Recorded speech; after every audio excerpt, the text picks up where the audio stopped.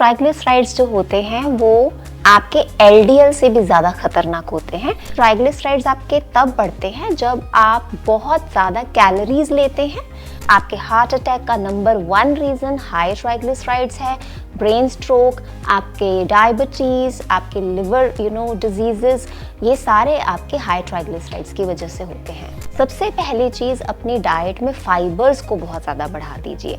Animal proteins को आपको avoid करना चाहिए जब भी आपके ट्राइग्लिसराइड्स या कोलेस्ट्रॉल बढ़ा हुआ हो। नमस्कार, सेहतनामा देख रहे सभी दर्शकों का बहुत बहुत स्वागत। सबसे पहले गुजारिश, सेहतनामा को सब्सक्राइब जरूर करिए।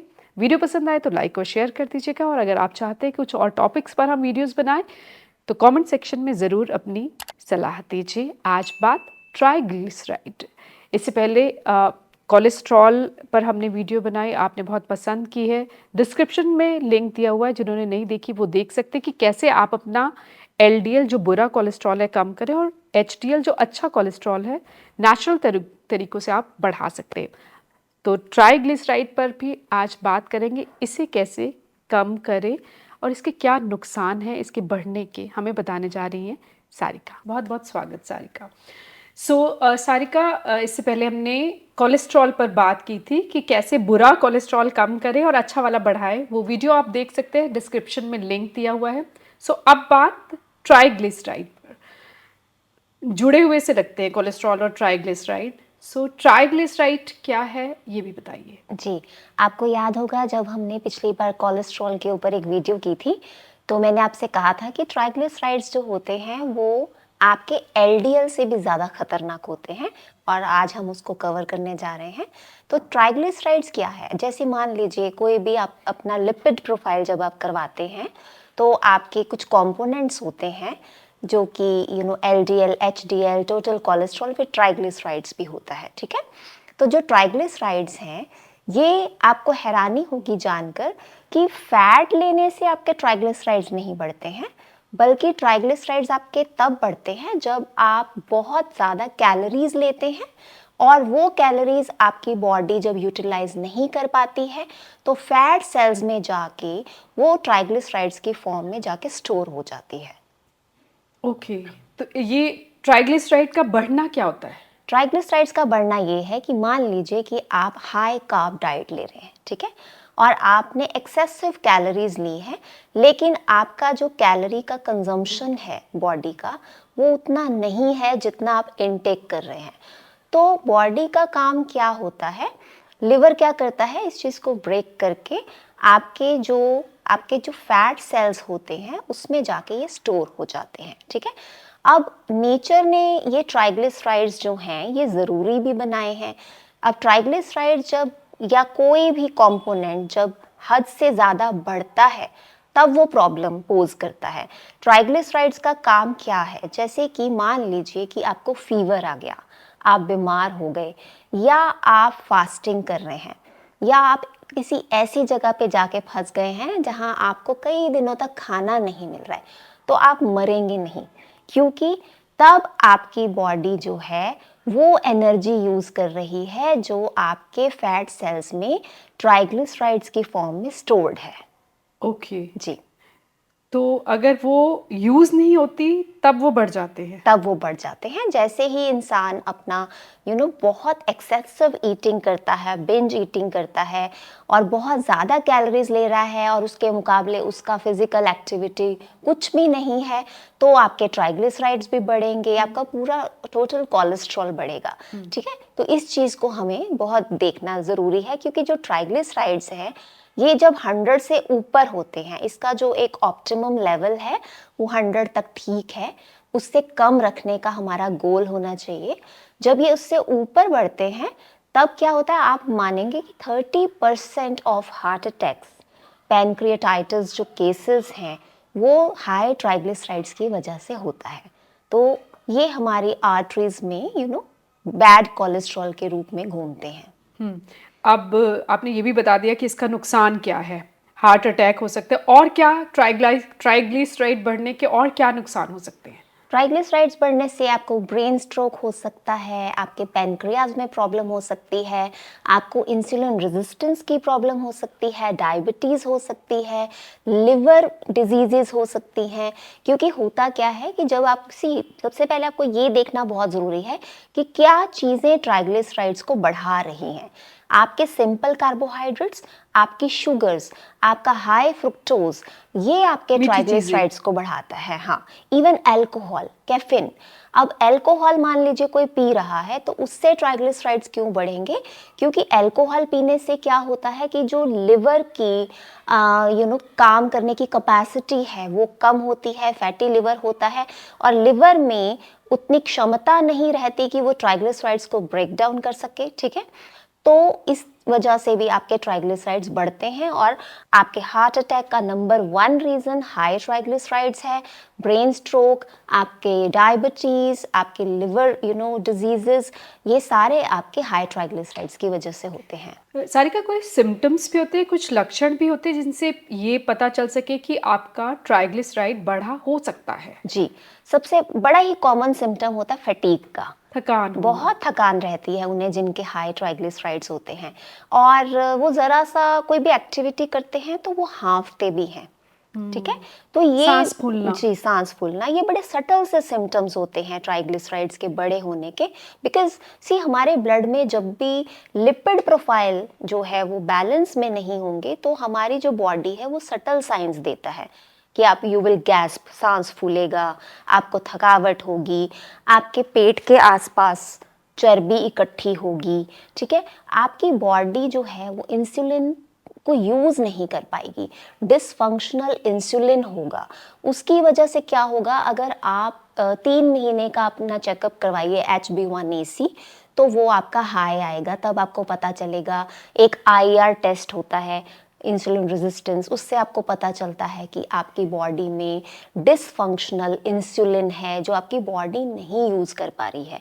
तो इसी वजह से हाई ट्राइग्लिसराइड्स से आपको डायबिटीज़, आपको पैनक्रियाटाइटिस, ये सब कुछ होता है, जिसमें पैनक्रियाज में इन्फ्लेमेशन होना। जब बॉडी में ट्राइग्लिसराइड्स हाई होते हैं तो बॉडी में इन्फ्लेमेशन हाई होती है, और inflammation is the number 1 cause for all the chronic diseases. अब इतना खतरा है ट्राइग्लिसराइड बढ़ने का, अब इसका इलाज भी बताइए कैसे? क्या ये पॉसिबल है कि बिना दवाइयों के, मतलब हो सकता है कुछ कंडीशन में दवाई देनी पड़े, लेकिन क्या पॉसिबिलिटीज़ है कि अपने खान पान में सुधार करके कुछ चीज़ें अपनाकर हम अपने बढ़े हुए ट्राइग्लिसराइड को कम कर सकें? तो ट्राइग्लिसराइड्स को बढ़े हुए को हम बहुत जल्दी से कंट्रोल कर सकते हैं। खुशखबरी तो ये है कि मतलब सबसे ज़्यादा आसान होता है लिपिड प्रोफाइल को रेगुलेट करना। हमारे ट्राइग्लिसराइड्स, हमारा LDL जो बैड कोलेस्ट्रॉल जिसे कहते हैं, अब इसे रेगुलेट करना बहुत आसान है। अब बहुत सारे लोगों को ऐसा लगता है कि ट्राइग्लिसराइड्स तो जितने कम हो उतना अच्छा, ऐसा भी नहीं है। एक ऑप्टिमम लेवल होना बहुत ज़रूरी होता है, क्योंकि होता क्या है, जो हमारे कोलेस्ट्रॉल है ये बहुत इम्पॉर्टेंट होता है हमारे हार्मोन्स को बनाने के लिए। और जो हमारा कोलेस्ट्रॉल है, अगर ये नहीं है हमारी बॉडी में, तो हम खाने से vitamin A, vitamin E, D, K absorb कर ही नहीं सकते। मान लीजिए कि कोई बिल्कुल ही फैट फ्री डाइट पे है, फैट लेता ही नहीं है, तो कोलेस्ट्रॉल नहीं है बॉडी में, तो वो फैट सोल्यूबल विटामिन्स को एब्जॉर्ब कर ही नहीं सकता। तो इसीलिए एक ऑप्टिमम लेवल का हमको टारगेट करना है, और बढ़े हुए सही मात्रा। अब बढ़े हुए को कैसे ठीक करना है, ये बहुत ही आसान है। तो सबसे पहले जैसे ही हमारे कोलेस्ट्रॉल ज़्यादा आता है तो डॉक्टर्स हमें कहते हैं कि आप स्टैटिन्स ड्रग्स पे आ जाइए। ठीक है, ये हमारे स्टैटिन ड्रग्स जो होते हैं, कोलेस्ट्रॉल लोअरिंग ड्रग्स इनको बोलते हैं। तो इसको यूज़ करने का तब मौका आता है जब आपके अलार्मिंग हाई है। तो लेकिन अगर आपका थोड़ा बहुत ज़्यादा है तो आप उसको कैसे ठीक कर सकते हैं? सबसे पहली चीज़, अपनी डाइट में फाइबर्स को बहुत ज़्यादा बढ़ा दीजिए। अब फाइबर्स बढ़ाने के पीछे रीज़न क्या है? फाइबर हमारे इंटेस्टाइन में हमारे ग्लूकोज की एब्जॉर्प्शन को स्लो डाउन करते हैं। अब जिन्हें समझ में आ गया कि हाई ट्राइग्लिसराइड्स हो कैसे रहे हैं, आपके सिंपल कार्बोहाइड्रेट्स, आपके शुगर्स आपके ट्राइग्लिसराइड्स को बढ़ा रहे हैं, और फाइबर उल्टा काम कर रहा है, ठीक है। फाइबर क्या कर रहा है, आपके इंटेस्टाइन में शुगर्स की यानी ग्लूकोज की एब्जॉर्प्शन को स्लो डाउन कर रहा है, वेरी ठीक है, इंटरेस्टिंग। स्पाइक नहीं हो रहा है। तो इससे क्या होगा, आपका इंसुलिन जो है वो भी ठीक से बॉडी यूज कर पाएगी, ठीक है। नंबर 1 ये हो गया आपका। दूसरा, अब हाई ट्राइग्लिसराइड्स की वजह से आपकी बॉडी में इन्फ्लेमेशन है। अब सभी जानते हैं कि जब हमारी बॉडी में इन्फ्लेमेशन होती है तो हमारे को फाइटोएस्ट्रोजेंस यानी कि एंटीऑक्सीडेंट्स बहुत अच्छे चाहिए, क्योंकि हमारी बॉडी में ऑक्सीडेटिव स्ट्रेस है। तो हमारे जितने भी नेचर ने अलग अलग रंग की फल सब्जी बनाई है, अब ये जो एक कॉम्पाउंड होता है एंथोसियानिन्स बोलते हैं इसको, इससे फल और आपकी सब्जी को उसका गहरा रंग मिलता है। तो जब ये चीज़ आपके अंदर जाती है तो ये आपके ऑक्सीडेटिव स्ट्रेस को कम करती है, आपकी बॉडी में इन्फ्लेमेशन को कंट्रोल करती है। ओमेगा 3 फैटी एसिड्स बहुत ही अच्छी चीज़ है। उसके लिए आपके जो नॉन वेजिटेरियन लोग हैं वो फैटी फिश खा सकते हैं। फैटी फिश बहुत अच्छी है ट्राइग्लिसराइड्स को कम करने के लिए। और जो वेजिटेरियन लोग हैं उनके लिए बहुत सारे सीड्स हैं, जैसे हमारे के अलसी के बीज हैं, हमारे चिया सीड्स हैं, तो ये ओमेगा 3 फैटी एसिड्स में भरपूर हैं। हमारे वॉलनट्स हैं, तो ये सब चीज़ें वो आप उसमें इंक्लूड कर सकते हैं अपनी डाइट में। तो वो जो फाइबर्स के लिए भी आप बता दीजिए जिन्हें नहीं पता कि फाइबर रिच कौन से फल है या और किस पे पाया जाता है। अब कोई भी फल जब आप उसकी स्किन के साथ खा रहे हैं तो आपको फाइबर मिल रहा है भरपूर मात्रा में। जैसे एप्पल है, आप उसे स्किन के साथ खा रहे हैं। आप सुबह ओट मील ले सकते हैं, आप होल ग्रेन्स ले सकते हैं। ये दलिया सब जी कितना आसान है, बहुत आसान है। दाल और दलिया बीच में सब्जियां डाल के, जी बिल्कुल, तो वो आपको फाइबर मिल गया। बिल्कुल बिल्कुल। और आपके fruits and vegetables they are full of fibre. आपकी green leafy vegetables full of fibre. आजकल मेथी आ रही है, पालक आ रही है, they are full of fibre, है ना।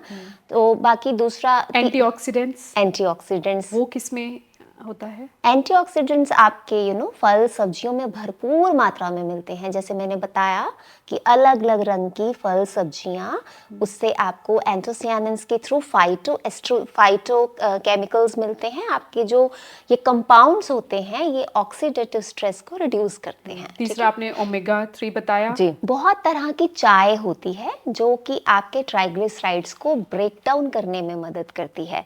जैसे कि उलोंग टी है, ग्रीन टी बहुत अच्छी है। ग्रीन टी के जो कंपाउंड्स होते हैं कैटेकिन्स, तो आप सुबह अगर आप आदी हैं दूध वाली चाय पीने की, तो you can replace it with green tea start करके देखिए, बहुत आसान होगा ट्राइग्लिसराइड्स को ब्रेक डाउन करना। तो आपकी एक वाइट टी भी आती है, उसे हम कैमेलिया सेनेसिस कहते हैं, वो भी बहुत अच्छी है। इसमें बहुत अच्छे फ्लेवोनॉइड्स होते हैं। एक चाय जो सभी जानते हैं बहुत अच्छी है हमारे हार्ट के लिए भी और हमारे हाई ब्लड प्रेशर के लिए भी, वो ट्राइग्लिसराइड्स को अच्छे से ब्रेक डाउन करती है, वो है आपकी अर्जुना टी। अर्जुना टी, आपको अर्जुन की छाल मिल जाती है बहुत आसानी से। आपको आयुर्वेदिक स्टोर्स में आपने अर्जुन की छाल को पानी में उबालना है और वो आपकी एक टी के रूप में आप स्ट्रेन करके ले सकते हैं, ठीक है। एनिमल प्रोटीन्स को आपको अवॉइड करना चाहिए। जब भी आपके ट्राइग्लिसराइड्स या कोलेस्ट्रॉल बढ़ा हुआ हो तो आपको क्या करना है, एनिमल प्रोटीन में आपको डेयरी भी बंद करनी होती है। आप दूध और दूध से बनी जितनी भी चीज़ें हैं, जैसे आपके पनीर हो गया, ऐसी चीज़ों को आप अवॉइड कीजिए। फुल फैट डेयरी को अवॉइड कीजिए। फुल फैट डेयरी नहीं लेना है। आप स्किम्ड मिल्क से दही जमा सकते हैं, लो फैट मिल्क से, ठीक है। ट्राइग्लिसराइड जब भी बढ़े हुए हों तो आप अपने जब पूरे रेजिमेन में एक्सरसाइज शामिल करते हैं। एक्सरसाइज शामिल करने से आप मानेंगे नहीं कि आपका ट्राइग्लिसराइड्स हर हफ्ते 40 ml पर DL कम होना शुरू हो जाता है। वो इसलिए क्योंकि एक्सरसाइज से जब हमारा जो हार्ट रेट है वो बढ़ता है। जब हार्ट रेट बढ़ता है तो हमारा HDL बढ़ता है, यानी अच्छा कोलेस्ट्रॉल बढ़ता है, और जब HDL बढ़ता है तो हमारे ट्राइग्लिसराइड्स ऑटोमेटिकली कम होने शुरू हो जाते हैं। सिंपल एक्सरसाइज कर सकते हैं आप, वॉक भी कर सकते हैं आप, सैर के लिए कितने मिनट आप आइडियल बताते हैं? 40 मिनट सिंपल वॉकिंग अगर आप हर रोज करेंगे, that will do amazing to your triglycerides level. Very interesting. जी, तो ये छोटी छोटी चीजें अपना कर ये ट्राइग्लिसराइड छोटी-छोटी। मतलब बहुत ज्यादा घबराने की जरूरत बिल्कुल, नहीं है। जी। किन हालात में दवाई की जरूरत पड़ती है? आपको दवाई की तब ज़रूरत पड़ती है अगर तो आपका वेट एक तो बहुत ज़्यादा है, क्योंकि वेट सबसे पहला स्टेप है ट्राइग्लिसराइड्स को कंट्रोल करने के लिए कि वज़न कम किया जाए, ठीक है? वज़न कम करने में अगर वक्त लग रहा है तो इनिशियली आप दवाई की थोड़ी सी मदद ले सकते हैं, लेकिन इसमें क्या है कि बहुत जल्दी रिजल्ट आता है। तो स्टैटिन्स को शुरू करने से क्या होता है कि बहुत साइड इफ़ेक्ट्स के शिकार हो जाते हैं आप। आपके मसल्स में पेन स्टार्ट हो जाता है, आपकी हार्ट की मसल्स वीक हो जाती हैं। तो बेटर यही रहता है कि आप नेचुरल वे में करें, अपने वेट रिडक्शन से स्टार्ट करें, अपना लिवर हेल्दी रखें, क्योंकि अल्टीमेटली लिवर का ही काम है मेटाबोलाइज करना, ट्राइग्लिसराइड्स को ब्रेक डाउन करना।